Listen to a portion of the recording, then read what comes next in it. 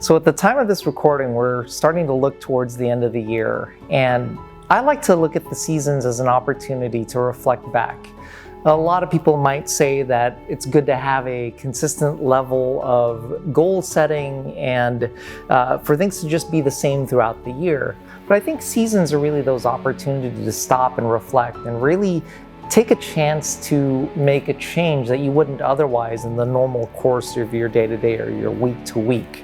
And so I think a lot of leaders and managers are familiar with annual planning, and there's a lot of people who might do on an annual basis setting New Year's resolutions or setting new goals, and that's all well and good as far as goal setting is concerned. But I think an opportunity that a lot of people miss is how do you address those hidden elements that might be coming into play that you're not really thinking about consciously.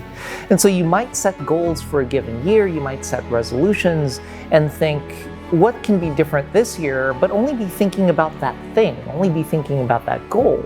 But what about the environment? What about those factors that are, those hidden elements that are at play that are really affecting the way that you go about pursuing those goals and those resolutions? So I like to use a couple of different exercises at the end of the year, and I think during the downtime of holidays or during the rest period in between stretches, I think it's great to do some of these exercises. And so this specific exercise is what I call the yes-no audit. And so this is great for those managers or those leaders who feel a particular kind of overwhelm. And it's this overwhelm where you feel like you're stretched pretty thin, you answer to a lot of people, you've made a lot of commitments, and it's just hard to do the math about how do you make this all work? How do you make this all happen? How do you maintain all these commitments? And when you're in that space and you're going into a goal setting activity and looking forward in the year, it's really hard to think about possibilities if you're feeling overwhelmed. And so this exercise really helps you to get in touch with those hidden elements about how do you undo that overwhelm? How do you take a step back and come back to a place where you're in control and you can start to think of what's actually possible? And so I wanted to start with how this worked for me in my own life. So in the year before my divorce, so personally and professionally, I was feeling pretty overwhelmed. And what was happening for me internally was thinking about how I'm letting everybody down, letting my family down, letting my friends down, my work. It got to the point to where I was in a place in my life where I was just not wanting to have friends, not wanting to make commitments to people, knowing that I was letting people down. And that cast a certain color in the way that I looked at the world and looked at my goals. And so what happened during the course of my life from that period on was really learning to understand that there's a cost to all of the decisions that we make. That it's not just yes and you get to do whatever it is that yes is, that with that yes there's an implicit no. That by saying yes to one thing, you're saying implicitly no to several other things. And that we can make goals and we can make commitments almost in a vacuum and in this imaginary place, like where we can say yes to doing that thing as if we're not doing anything at all and tomorrow we'll go start doing that thing. But in reality, we're in our lives, especially as we get older, as we get more advanced in our years, that we're doing many things in our lives, and some things that we committed to without really recognizing that we're making a commitment to. And when we say yes to a new thing, we need to say no to things that we might already be doing. And if we haven't done that, we might be setting ourselves up for failure. And so this yes-no audit is it's pretty simple in that way. So during this downtime, during the end of the year, the way this works is that you start this exercise, this yes-no audit, with a self-reflection. And so the question that you ask yourself with the self-reflection is, where am I today? How do I feel?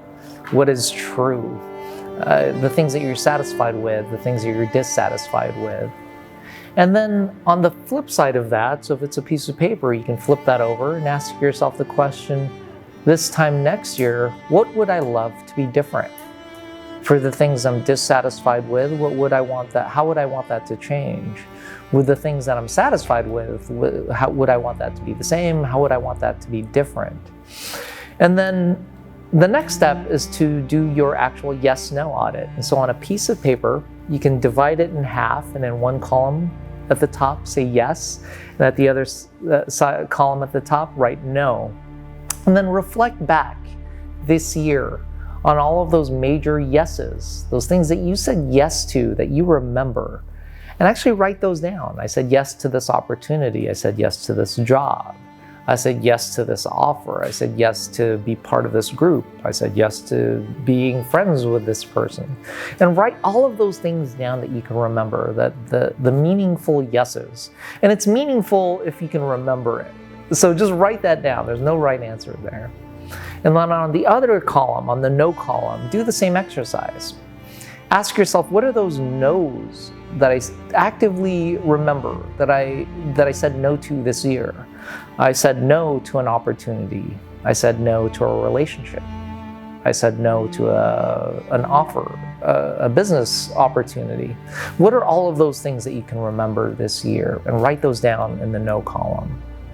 And then once you have that down, take those two pieces, that self-reflection of what's true today for you and how you're feeling and how things are going, and look at your yes-no columns, that yes-no audit, and ask yourself the question of, how did those yeses and nos contribute to what I'm feeling today? Have I achieved something that I'm very proud of and I'm very happy about? And what were the right yeses that led to that? Are there things that I'm disappointed by? Are there things that I'm upset by? What are the yeses and nos that contributed to that? And see if there's anything that's missing in those lists. And observe something here. Observe how balanced are your yeses with your nos. So in general, as life goes on, like I mentioned earlier, that every yes that we make should have some implicit no. What is it that I'm saying yes to starting, and then what is it implicitly that I need to say no to stop doing?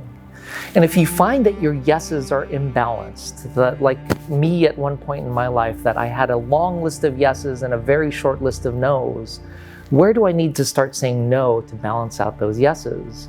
What yeses need to become nos? And start to observe that and to reflect on that. And then to take the other side of that self-reflection about what you would want to be different next year. So this time next year, this time in the period forward, how do those yeses need to change to nos to make that true next year so that you're in a different place next year or in next cycle? What are the additional nos you need to say no to? What are those relationships you need to say no to? What are those opportunities that you said yes to that you should have said no to and have the opportunity now to renegotiate?